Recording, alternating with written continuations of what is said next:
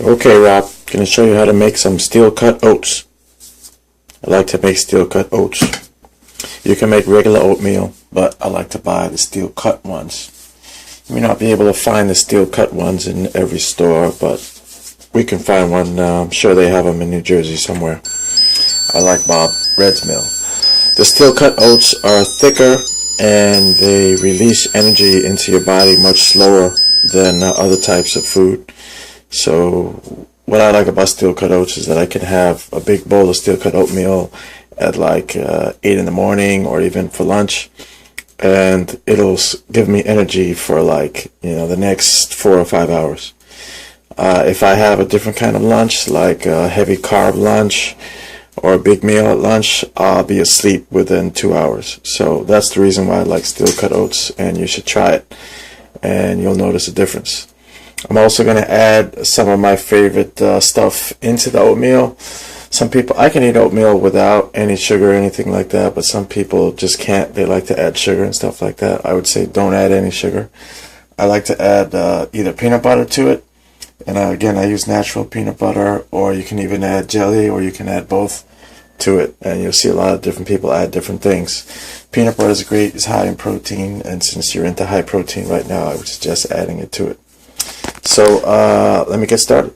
Okay, so I'm just going to go ahead and take about a cup, and I'm going to do a half a cup today. And I usually do 1 part oatmeal and 3 parts water for steel cut oats. They do take a while to cook, longer.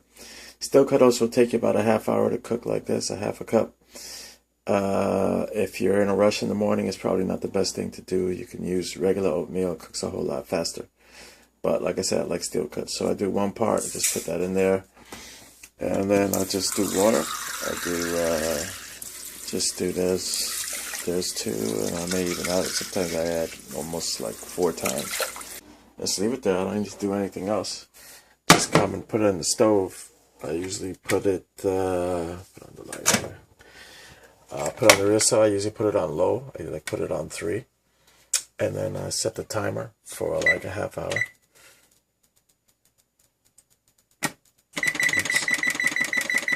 Down to 30 minutes. You'll have to play with your stove. You'll see what happens. And that's it. And I'll come back around 20 minutes later and see how it's doing.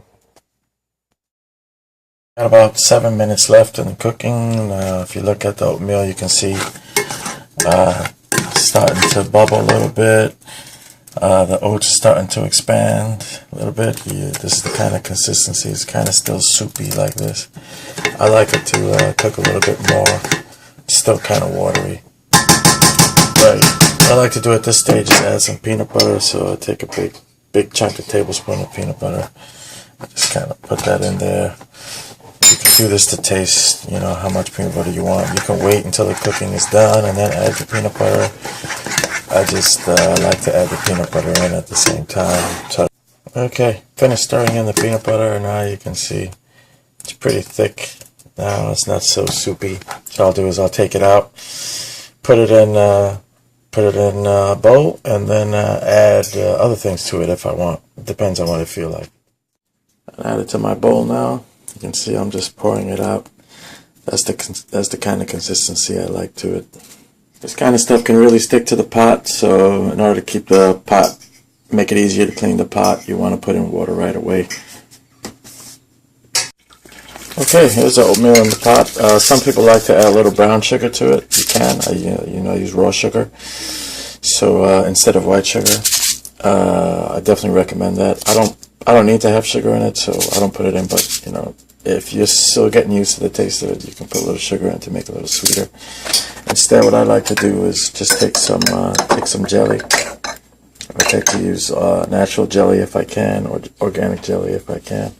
Put it in there, like so. Mix it up. And that's good enough for me. I've got really pretty healthy oatmeal with peanut butter and jelly in there. Just dump all my jelly in there. Yeah, I like this. Let me try. Oh yeah, I like this. Like I said, on a game day, make a big bowl of this stuff. Eat it, an hour, a couple hours before game time.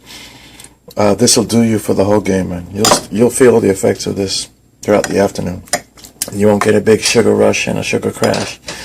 This stuff will actually release energy into your body for the next 4 or 5 hours. Highly recommend it, especially on game day. Try to eat oatmeal every morning if you can, but mix it up. Don't eat nothing but just oatmeal. This is just one meal you learn how to do. Learn how to do a few more and then mix it up. Later.